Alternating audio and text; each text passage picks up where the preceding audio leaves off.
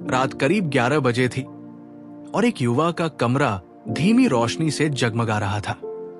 दीवारों पर किताबों की कतारें थी, लेकिन आज उसकी नजर एक ही किताब पर टिकी थी, स्वामी विवेकानंद की कर्मा योगा। उसने उस पन्ने को खोला जहां लिखा था, तुम्हें खुद के भीतर से ही उठना होगा। कोई तुम्हें सिखा नहीं सकता, कोई तुम्हें आध्यात्मिक नहीं बना सकता। तुम्हारा असली गुरु तुम्हारी अपनी आत्मा है।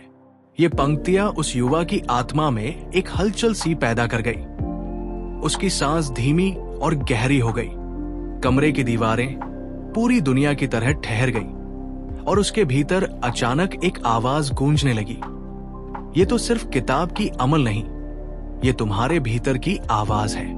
उसने अगले पन्ने पलटा और देखा, आरो कर जगे रहो और तब तक मत रुको जब तक लक्ष्य प्राप्त न हो जाए। ये पुकार थी, नींदों में भी, कंफर्ट में भी, दिन में भी।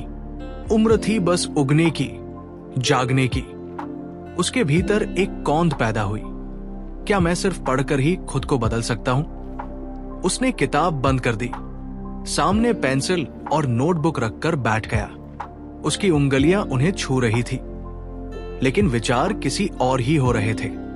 प्रथम विचार आया, मैं सच में अंदर से कैसे बदलूं? पर जैसे ही उसने आया, वही भीतर खंडित हुआ। सबसे पहले मैं अपने विचारों की सफाई करूंगा। उस मंच की कल्पना बनी जहां वो खुद को मानकर बोल रहा हो, अब मैं खुद से लड़ूंगा। लेकिन अभी ये भी एक वही कल्पना थी जिनको किताबों में सुनाया जाता था, लेकिन एक्शन कहाँ था? कमरे की बत्ती बुझ गई और मोबाइल स्क्रीन पर एक नोटिफिकेशन चमकी, मॉर्निंग मिरर एफर्मेशन रिमाइंडर। ये उस सफर की शुरुआत थी। सुबह उठकर उसने प्रतिबद्धता बनाई, पहली बात, मैं अपने विचारों पर ध्यान रखूंगा, क्योंकि वही मेरी पहचान बनते हैं। वो संयम से उठकर मिरर के सामने गया। उसकी दृष्टि खुद से मिल रही थी। डर, उत्साह, यातना, उम्मीद सब झलक रहे थे। उसने धीमे स्वर में कहा, मैं जितना सोचूंगा उतना बनूंगा। दिन ढल गया, लेकिन विचारों का रंग वैसा ही रहा। बाहरी दुनिया की बदली हवा में भी भीतर उसकी आहट बनी रही। रात तक आते आते जब उसकी आंखों में नींद की लाली छाने लगी, बस उस पल में ऑटो पायलट से हटकर वो खुद से जुड़ गया, जैसे स्वामी जी ने कहा था, जब मन की तरंगे शांत हो जाए तभी ध्यान आता है। मन खुद कहीं नहीं छिपाएगा। उस रात उसने महसूस किया कि नींद का समय भी ध्यान का समय बन सकता है। उस मौन का एक संक्षिप्त पल जहां बाहरी शब्द सुलझ जाते थे। दिन ब दिन उसके भीतर एक सधी शैली समाई, मिरर में बोलना, अफर्मेशंस, ध्यान, फिर ब्रीदिंग पॉज और फिर नींद। किताब रास्ते में और उसके अंदर रहा। एक हफ्ते बाद कॉलेज के हॉल में अचानक उसका नाम माइक्रोफोन तक बुलाया गया। पहले तो उसके भीतर पुरानी बेचैन आवाज थी, तू कैसे बोलेगा? लेकिन स्वामी जी की एक और पंक्ति याद आई, डर को संपूर्णता से दूर भगा दो, प्रकाश खुद दिखेगा। इसके बाद वो खड़ा हुआ, आंखों में चमक, आवाज में ठहराव। मैं यहां हूं, अपने भीतर की आवाज से मेल करने। उसका भाषण सिर्फ शब्दों का नहीं था, ये SELFD-ISCO-VRY की कहानी थी। धीरे धीरे हॉल की शोरगुल सी कम होती गई। ध्यान और कन्विक्शन की एक पल की शांति, ग्रोथ वायरल होती दिखाई दी। बाद में किसी ने पूछा, तुम रोज इतना काम क्यों लग रहे हो? उसने मुस्कुराकर जवाब दिया, मैं रोज खुद से लड़ता हूं, अपनी पुरानी सीमाओं से। एक दिन वो कैंपस की लाइब्रेरी में बैठा था। सामने किताबों का पहाड़ था, लेकिन बात उसके लिए क्लियर थी, आत्मजीवन को कर्म से बदलना था। उसने स्वामी जी की वो पंक्ति पढ़ी, जो सारे ब्रह्मांड की शक्तियां तुम्हारे अंदर है, उन पर भरोसा करो, तुम कुछ भी कर सकते हो। वो पल उसकी आइडेंटिटी पलट गया। उसे एहसास हुआ कि यहां कोई एक्सटर्नल रिसोर्स या टीचर उसकी ग्रोथ सुनिश्चित नहीं करेगा, सिर्फ उसकी ओन विल पावर, उसकी दिनचर्या, उसकी आत्म बातचीत। और फिर उसने निर्माण करना शुरू कर दिया। अपने हैबिट्स बनाए, अपनी मॉर्निंग रिचुअल्स सेट की, अपनी ब्रीदिंग प्रैक्टिस रखी। कुछ दिनों में उसकी प्रेजेंस बदल गई। वो पहले क्वाइट था, अब थॉटफुल था। उसकी हंसी में अप्रतिम विश्वास झलकने लगा। उसने कैंपस के बाहर एक छोटा सा माइंडफुलनेस सर्कल बनाया। हर हफ्ते थोड़ी घंटियां बजाकर ब्रेथ वर्क कराते, साइलेंट वॉक कराते। उसमें भाग लेने वालों को सेल्फ रिफ्लेक्शन की एक नई दुनिया दिखानी थी। जैसे उन्होंने अकेले में किया था, वैसे ही ग्रुप में शेयर करना चाहते थे। जब लोगों ने पूछा इसे क्या कहा जाए, तो उसने मुस्कुराकर कहा, इनसाइट टू एक्शन। कैसे सोचा और कैसे बदला। एक रात जब बिजली गिर रही थी और बारिश की बूंदें खिड़की से टकरा रही थी, तो उसके आसपास लोगों की ग्रुप थी। वहां उसने सुना अ वॉइस एको। स्वामी विवेकानंद कहते थे, great secret of true success is giving without expectation. DailySattwik.com +8 Goodreads.com +8 Inspire99info.medium.com +8। वह पल था जब उसे एहसास हुआ कि इंटरनल ग्रोथ तभी संपूर्ण होगी जब सर्विस एक्सटर्नल वर्ल्ड में होगी। जब उसने अपने एक्सपीरियंस को शेयर किया, दूसरों में अवेयरनेस जगाई, वही उसका ट्रू सर्विस बन गया। ये जर्नी अभी खत्म नहीं हुई थी, ये सिर्फ शुरुआत थी। उसने दिनचर्या में एक्सपैंड करना शुरू किया। वो अब वीकेंड्स पर लायंस रोर इवेंट्स करता, ऑनलाइन वर्कशॉप्स करता, गाइडेड सेल्फ टॉक स्क्रिप्ट्स बनाता। उसने खुद कह दिया, give what you have, want nothing in return. और जब उसने वो लाइन पढ़ी, उसे लगा जैसे उसकी आत्मा आगे बोल रही हो, तुम वही कर रहे हो। ये सच्ची जगाने की बात है। रात की ठंडी हवा से कमरे की सारी खिड़कियां कांप रही थी। युवक अब एक नए मोड़ पर खड़ा था। उसकी आंखों में आत्मविश्वास था, लेकिन मन में सवालों का हलचल। उसे याद आ गया वो पहाड़ी सफर, जहां उसने खुद को सर्विस और अवेयरनेस के बीच संतुलित किया था। लेकिन ये संतुलन कहां तक कायम रहेगा?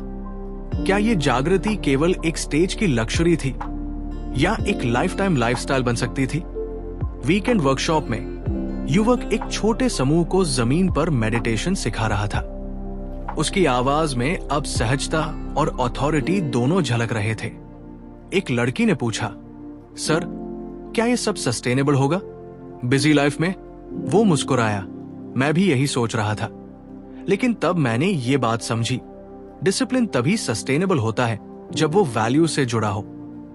और उसने उसे वही मूल मंत्र सुनाया जो उसने सुबह में मिरर में पढ़ा था, discipline is not restriction, it's SELFLOV in action. लड़की ने हेड नॉड किया। कुछ उनके अंदर क्लिक हुआ था। वो में घर वापस लौटा। उसके मन में नवीन चिंतन था, 2 दिशाओं में ग्रोथ, इंट्रिंसिक और कम्युनिटी। आज उसने एक वर्कशॉप किया। अब उसे सोच बनानी थी, उसे आगे किस रूप में एम्पलीफाई करना है। सुबह की पहली किरण उससे पहले कॉलेज कैंपस पहुंची। उसने साइलेंट मॉर्निंग वॉक आयोजित किया। सुनहरी उंगलियों जैसे हवा में सिंबॉलिक व्हाइट रिबन्स बांधे, ग्रुप के साथ ब्रीदिंग टेक्निक शेयर किए।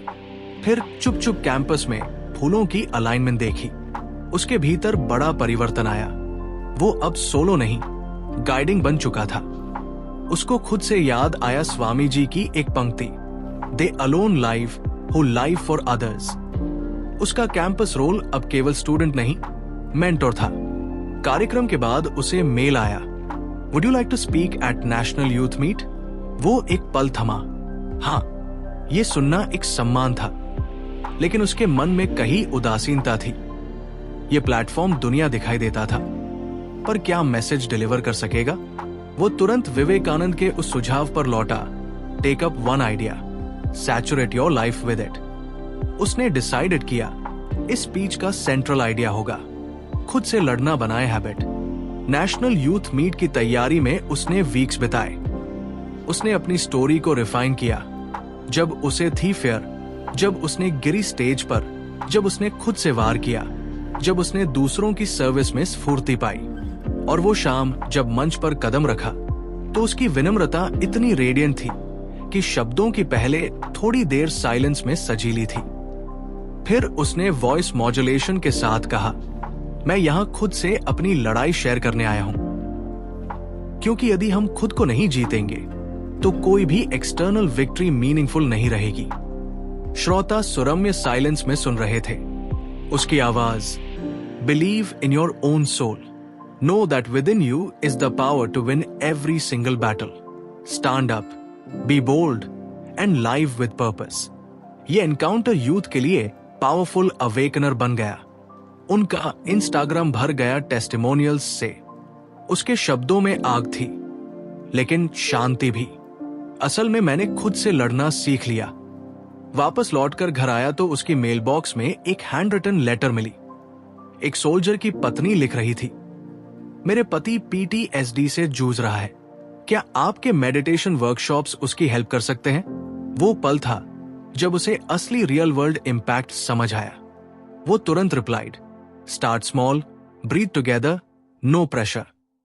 फिर उन्होंने लोकल वेटरन ग्रुप में सेशंस शुरू किए। पहले कुछ लोगों को यह प्रैक्टिस अजीब लगी, लड़कों के आंखें बंद रखकर साइलेंस में सांस लेना। लेकिन जब PTSD से जूझ रहे व्यक्ति ने कह दिया, मेरी रातें अब सुकून में आती हैं, वो मोमेंट प्योर वैलिडेशन थी। और फिर आया तोहफा। उसे कैंपस मैगजीन में एक छोटा आर्टिकल मिला, from self fighter to self guide, inspired by Vivekananda. उसने बैठकर सारी आर्टिकल पढ़ी। वो मोमेंट था जब उसे पता चला, आप जब खुद को आर्टिकुलेट करते हो ट्रूथ्स में। एक साल बाद उसी हिल स्टेशन की नदी के किनारे उसने बच्चों को बताया, आपके भीतर शक्ति पहले से है, let each day be your inner conquest. वहां उसने उन्हीं वैल्यूज पर राइटिंग वर्कशॉप भी की, write your own affirmation scripts. बच्चों ने क्यूरियोसिटी से पूछा, व्हाई इज डिसिप्लिन इंपॉर्टेंट? उसने आंसर दिया, because if you don't control your mind it will control you. Discipline is wakeful defence. समय गुजर चुका था, उसका वॉइस हुआ था मेडिटेशन पॉडकास्ट में सुनने योग्य। उसके वर्कशॉप्स लोकल स्कूल्स में लगे और वो खुद बनाना शुरू हो गया। पहले एथलीट, अब ट्रेनर। एक प्रोफाइल फोटो में वो पहाड़ की चोटी पर खड़ा था। उसने खुद से बार बार कहा, अराइज, अवेक। कैमरा क्लिक्ड, पर उसकी आंखों में देखा गया ट्रस्ट, एक आत्म सिखाए रास्ते का विश्वास। उसका अल्टीमेट गोल था एक कम्युनिटी बिल्ड करना जहां हर व्यक्ति खुद से प्रतिदिन निर्णय ले।